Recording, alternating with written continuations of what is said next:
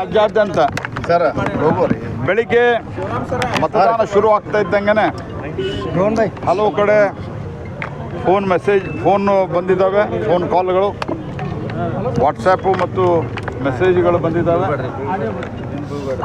ಎಲ್ಲ ಕಡೆ ಜನ ಉತ್ಸಾಹದಿಂದ ಓಟನ್ನು ಮಾಡಲಿಕ್ಕೆ ಜನ ಹೊರಗೆ ಬೀಳ್ತಾ ಇರೋದು ಅತ್ಯಂತ ಸಂತೋಷದ ಸಂಗತಿ. ನನಗೆ ಸಂಪೂರ್ಣವಾದಂಥ ವಿಶ್ವಾಸ ಇದೆ, ಶ್ರೀ ನರೇಂದ್ರ ಮೋದಿಯವರ ನೇತೃತ್ವದ ಸರ್ಕಾರ 3ನೇ ಬಾರಿಗೆ ಜೂನ್ 5ನೇ ತಾರೀಕು ಅಧಿಕಾರವನ್ನು ವಹಿಸಿಕೊಳ್ತದೆ ಅನ್ನುವಂಥ ಸಂಪೂರ್ಣ ನಂಬಿಕೆ ಇದೆ. ನಾನು ಎಲ್ಲ ಜನರಲ್ಲಿ ಮತ್ತೊಮ್ಮೆ ಮನವಿ ಮಾಡ್ತೀನಿ, ಪ್ರಜಾಪ್ರಭುತ್ವದ ಹಬ್ಬ ಇದು. ದೇಶದ ಭವಿಷ್ಯವನ್ನು ನಿರ್ಮಾಣ ಮಾಡುವಂಥ ಒಂದು 5 ವರ್ಷಗಳ ಕಾಲ ದೇಶದ ಭವಿಷ್ಯವನ್ನು ಯಾರ ಕೈಯಲ್ಲಿ ಕೊಡ್ತೀರಿ ಅನ್ನುವಂಥ ನಿರ್ಣಯಿಸುವಂಥ ಒಂದು ಕಾಲ ಇದು. ಹಾಗಾಗಿ ದೊಡ್ಡ ಸಂಖ್ಯೆಯಲ್ಲಿ ಬಂದು ಮತದಾನ ಮಾಡಿ ಮತ್ತು ಈ ಪ್ರಜಾಪ್ರಭುತ್ವದ ಹಬ್ಬವನ್ನು ಯಶಸ್ವಿಗೊಳಿಸ್ರಿ ಅಂತ ತಿಳ್ಕೊಂಡು ನಾನು ಪ್ರಾರ್ಥಿಸ್ತೇನೆ. ಎಲ್ಲ ಕಡೆ ಜನರ ಉತ್ಸಾಹದ ಪ್ರತಿಕ್ರಿಯೆ ಇದೆ. ಮೋದಿಯವರನ್ನು ಮತ್ತೊಮ್ಮೆ ತರಬೇಕು ಅನ್ನುವಂಥ ಉತ್ಸುಕತೆಯಲ್ಲಿ ಈ ದೇಶದ ಜನ ಇದ್ದಾರೆ ಅನ್ನುವಂಥದ್ದು ಸ್ಪಷ್ಟ ಆಗ್ತದೆ. ಕರ್ನಾಟಕದಲ್ಲಿ ಮೊದಲ ಹಂತ ಕಂಪೇರ್ ಮಾಡಿದ್ರೆ ಇಲ್ಲಿ ಎರಡನೇ ಹಂತದಲ್ಲಿ ಚೆನ್ನಾಗಿ ನಡೀತಾ ಅಂದರೆ ಉತ್ಸಾಹ ಜೋಶ್ ಲೀಡಿಂಗ್ ಸರ್.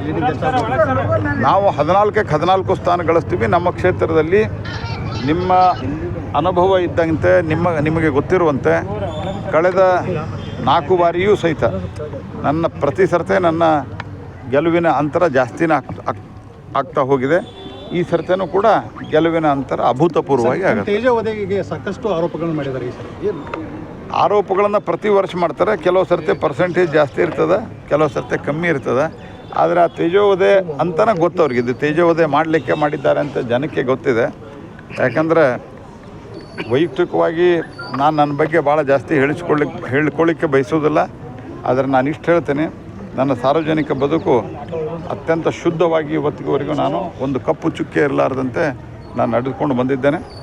ಆದರೆ ಅನಗತ್ಯವಾಗಿದ್ದಂಥ ಕೆಲವು ವಿವಾದಗಳನ್ನು ಹುಟ್ಟಾಕುವಂಥ ಪ್ರಯತ್ನ ಚುನಾವಣೆ ಬಂದಂಥ ಸಂದರ್ಭದಲ್ಲಿ ಕೆಲವರು ತಮ್ಮ ಹೆಸರಿನಲ್ಲಿ, ಕೆಲವರು ಬೇರೆ ಹೆಸರಿನಲ್ಲಿ, ಕಾಂಗ್ರೆಸ್ದವ್ರು ಆಗಿಲ್ಲ ಅಂತ ಬೇರೆದವ್ರನ್ನ ಬಿಡೋದು, ಇದೆಲ್ಲವೂ ನಡೆದಿರ್ತದೆ.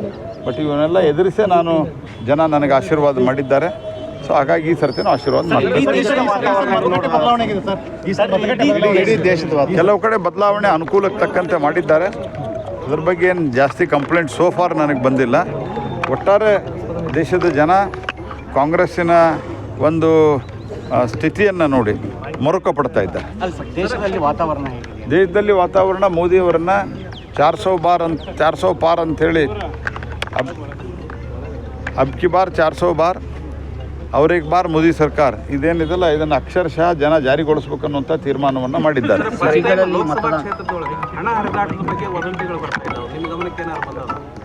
ಕೆಲವು ಕಡೆ ಮಾಡ್ತಾ ಇದ್ದಾರೆ ಅಂತಿದೆ, ಆದರೆ ನನಗೇನು ಗಮನಕ್ಕೆ ಬಂದಿಲ್ಲ ಅದು. ಸರ್, ಈ ಮತದಾನದಾಯ್ತು, ಈಗ ರಾಜ್ಯ ರಾಜಕಾರಣದ ವಿಚಾರದಲ್ಲಿ ಡಿ.ಕೆ. ಶಿವಕುಮಾರ್ ಅವರ ಹೆಸರು ಪ್ರಸ್ತಾಪ ಆಗಿದೆ ಸರ್, ಪೆನ್ಡ್ರೈವ್ ವಿಚಾರದಲ್ಲಿ. If you like this video, ಬೇಗ ಲೈಕ್ ಮಾಡಿ, ಕಾಮೆಂಟ್ ಮಾಡಿ, ಶೇರ್ ಮಾಡಿ ಹಾಗೂ ಯೋಯೋ ಟಿವಿ ಕನ್ನಡವನ್ನು ಸಬ್ಸ್ಕ್ರೈಬ್ ಮಾಡಿ.